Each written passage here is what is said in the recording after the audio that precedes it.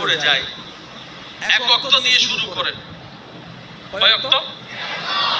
এই এক ওয়াক্তটা ফজর করার দরকার নাই, কারণ একদিন দুই দিন পরে যখন 3 দিন আবার ফজর গ্যাপ হয়ে যাবে, আপনি আবার মন ভেঙে যাবে। এই এক ওয়াক্ত করবেন আসরের নামাজ। আসরের নামাজ কি লম্বা নাকি ছোট? কষ্ট বেশি হবে। ফজর বললে ঘুম থেকে উঠতেও পারি, নাও উঠতে পারি। এশার বললে বলবে যে আল্লাহ রাকাত একটু, সেজন্য বলছে আসর নামাজ। একটা সপ্তাহ অন্তত আসর নামাজ দিয়ে শুরু করেন। আমার ঈমান, আমার মন বলে এই এক ওয়াক্ত থেকে আল্লাহ চাহে তো আপনি 2 ওয়াক্তই নামাজি হয়ে যাবেন।